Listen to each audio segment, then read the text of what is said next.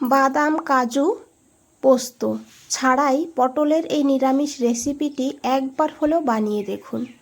নমস্কার বন্ধুরা, রুচির কিচেনে সবাইকে স্বাগত জানাই। আজ নিয়ে এসেছি পটলের দারুণ টেস্টি নিরামিষ একটি রেসিপি। চলুন তাহলে দেখে নেওয়া যাক, আশা করি ভালো লাগবে। আর এইভাবে যদি বানিয়ে না থাকেন তাহলে একবার হলেও বানানোর অনুরোধ রইল। আর বানিয়ে খেয়ে তারপরে আমাকে কমেন্টসে জানাবেন কেমন লেগেছে। এখানে দেখুন আমি 300 গ্রাম পটল নিয়েছি। পটলের খোসাটাকে এইভাবে কেটে নিয়েছি, কিছুটা রেখে দিয়েছি, কিছুটা ফেলে দিয়েছি। তারপরে পটলের দুই সাইড থেকে অল্প অল্প কেটে তারপরে মাঝখান থেকে এইভাবে একটা কাট লাগিয়ে দিয়েছি। দেখুন এইভাবে পটলগুলোকে কেটে খুব ভালো করে ধুয়ে নিয়েছি।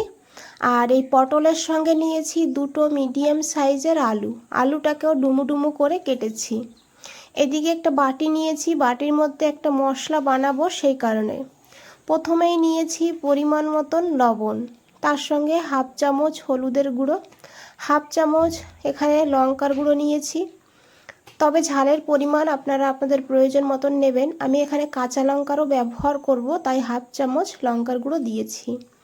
তারপরে দিয়েছি হাফ চামচ জিরের গুঁড়ো, হাফ চামচ ধনিয়ার গুঁড়ো, হাফ চামচ কাশ্মীরি লঙ্কার গুঁড়ো। এতে কালারটা ভালো হবে, ঝাল হবে না। আপনারা দিতে না চাইলে নাও দিতে পারেন। অল্প করে জল দিয়েছি। এখন খুব ভালো করে মিশিয়ে নিতে হবে।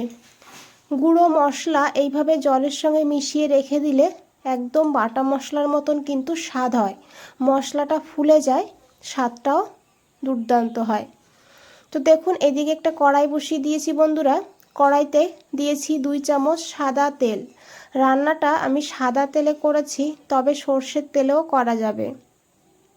তেল গরম হয়ে গেলে দিয়েছি এখানে হাফ চামচ লবণ, দিয়ে দিয়েছি কেটে রাখা আলুটাকে 2 মিনিট ভেজে নেব। আলু যেহেতু রান্না হতে সময় বেশি লাগে, সেই কারণে প্রথমে আলুটাকে এইভাবে 2 মিনিট ভেজে নিতে হবে। তো দেখুন বন্ধুরা, এখানে আলু ভাজা হয়ে গিয়েছে। এখন এখানে দিয়েছি পটলের সঙ্গেও আলুটা ভাজা হবে, সেই কারণে আলুটাকে কিন্তু পুরোপুরি ভাজবো না। এখন পটল আর আলু ভালো করে ভেজে নিতে হবে। তো ঢাকা দিয়ে আমি ভাজবো, এতে তাড়াতাড়ি করে ভাজা হবে, আবার আলু পটল অনেকটা নরম হয়ে যাবে।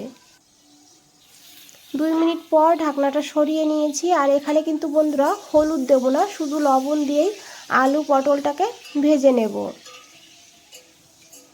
তো দেখুন এখানে আলু পটল ভাজা হয়ে গিয়েছে।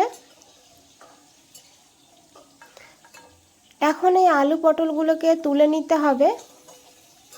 আর এই তেলেই কিন্তু রান্না হয়ে যাবে। তো এখানে আমি ফোড়নে নিয়েছি গোটা গরম মশলা, এলাচ, লবঙ্গ, দারচিনি, তার সঙ্গে হাফ চামচ গোটা জিরা দিয়েছি, দুটো শুকনো লঙ্কা। এখন এই ফোড়নটাকে ভালো করে একটু ভেজে নেব। তারপরে এখানে নিয়েছি একটা টমেটো মিডিয়াম সাইজের। এখন টমেটোটাকেও ভালো করে ভেজে নিতে হবে, যাতে টমেটোর কাঁচা গন্ধটা না থাকে। তো দেখুন বন্ধুরা, এইভাবে টমেটোটাকে ভেজে নিতে হবে। আর এখন এখানে দিতে হবে আদা কাঁচা লঙ্কা বাটা। এখানে হাফ ইঞ্চি আদা আর দুটো কাঁচা লঙ্কাকে একটু জল দিয়ে আমি বেটে নিয়েছি। এখন ভালো করে এইভাবে মিশিয়ে নিতে হবে। তারপরে এখানে দিয়ে দিতে হবে সেই গুঁড়ো মশলার পেস্ট, যেটা বানিয়ে রেখেছিলাম। বাটি ধুয়ে অল্প করে একটু জলও দিয়ে দিয়েছি। আর দেখুন মশলাটা কতটা গাঢ় হয়েছে।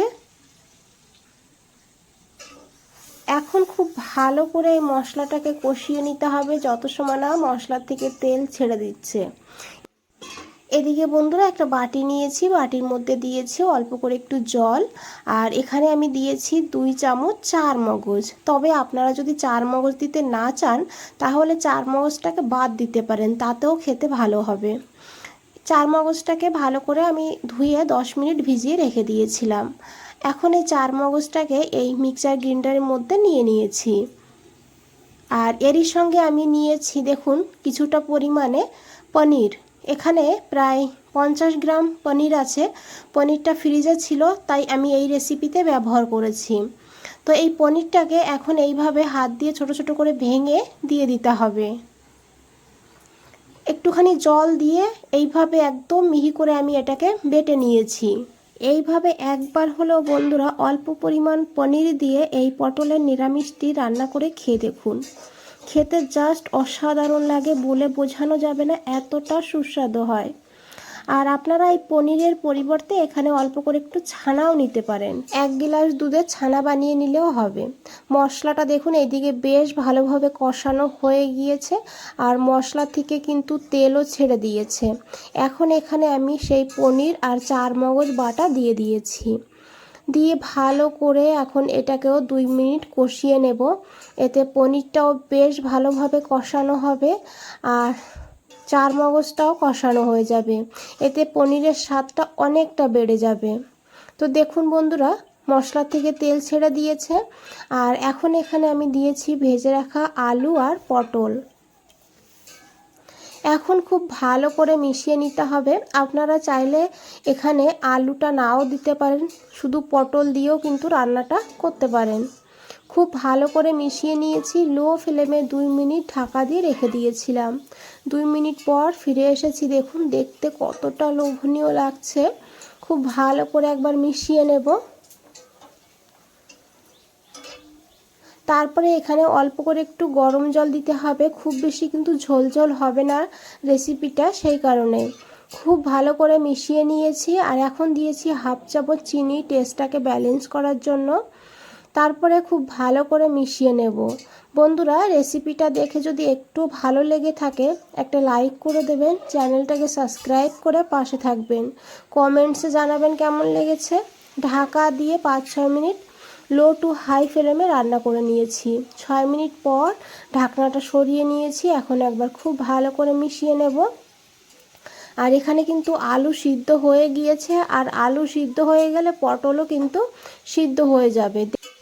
রান্নাটা কিন্তু হয়েই গিয়েছে বন্ধুরা। এইভাবে রান্নাটা করতে হবে। আর আশা করি দেখে বুঝতেই পেরেছেন কতটা লোভনীয় লাগছে। এইভাবে নিরামিষ বানিয়ে আপনারা ভাত, রুটি, পরোটা, পোলাও, ফ্রাইড রাইস সব কিছুর সঙ্গে পরিবেশন করতে পারবেন। আর পুজোর ভোগের জন্য কিন্তু রেসিপিটি বানিয়ে নিতে পারবেন। 1 চামচ ঘি দিয়েছি, তারপরে দিয়েছি একটা চেরা কাঁচা লঙ্কা। ঢাকা দিয়ে 2 মিনিট রেখে দিয়েছি স্ট্যান্ডিং টাইমে। 2 মিনিট পর ফিরে এসেছি। দেখুন দেখেই মনে হচ্ছে এতটা লোভনীয় হয়েছে, খেতেও কিন্তু দুর্দান্ত হয়। বন্ধুরা, আজ তাহলে এই পর্যন্তই। ফিরে আসছি নতুন কোনো রেসিপি নিয়ে। ভালো থাকবেন, সুস্থ থাকবেন। সবাইকে অনেক অনেক ধন্যবাদ এত সময় ধৈর্য ধরে রেসিপিটা দেখার জন্য।